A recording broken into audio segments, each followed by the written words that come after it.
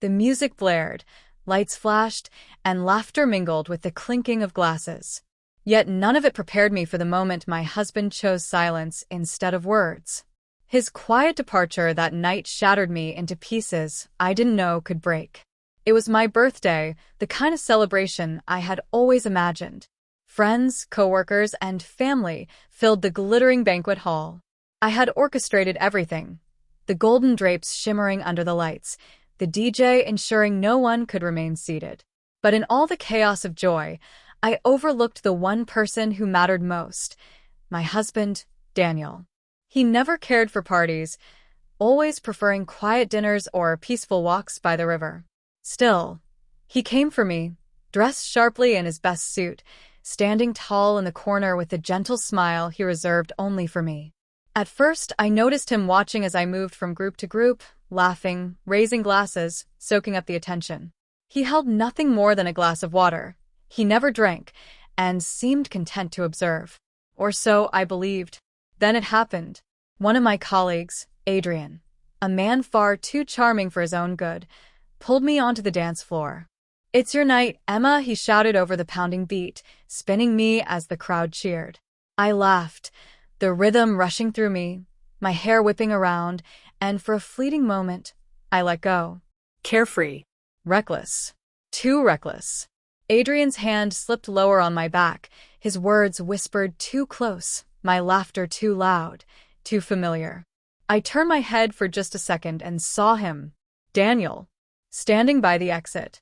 His face unreadable. His eyes carried no anger, no fury, only something far worse, a quiet, crushing disappointment. He didn't shout. He didn't storm the dance floor. He didn't even linger to see more. He simply set his glass on the nearest table, turned and walked out. Silent. Swift.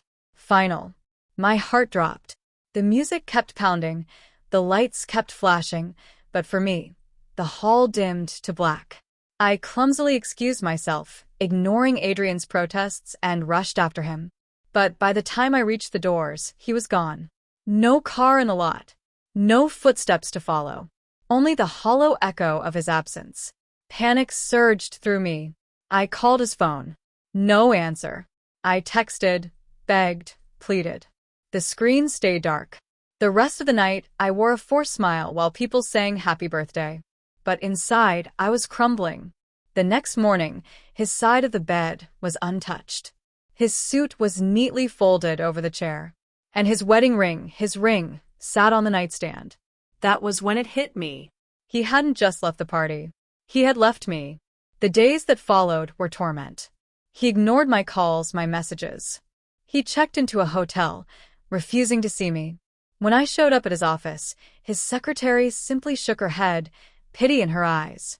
Friends whispered that maybe I had gone too far that night. Maybe I had humiliated him in front of everyone.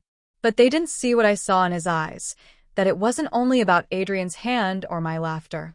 It was about years of small wounds I'd given him, without even noticing. The dinners I missed.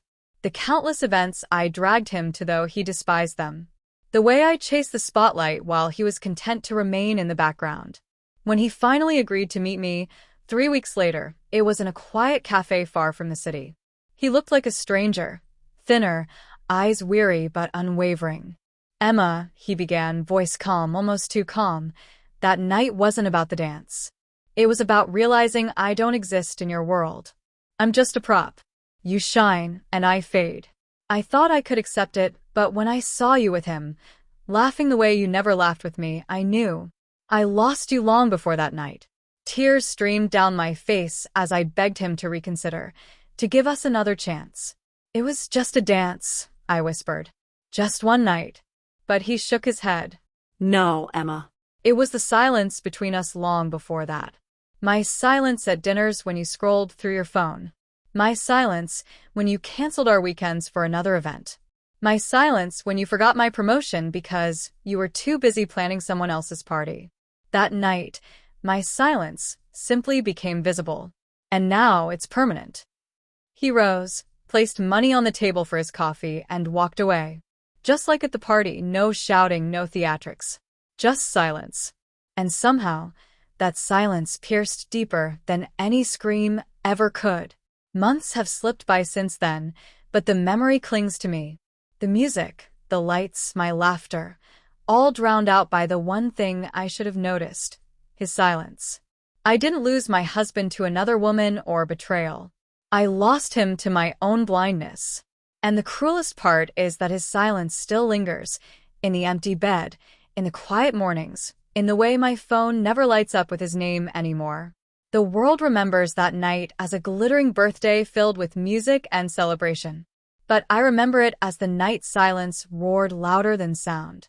The night I lost the only man who ever truly loved me. Now, whenever I hear music or see lights flash, I don't think of the party. I think of the soft echo of his footsteps as he walked away forever.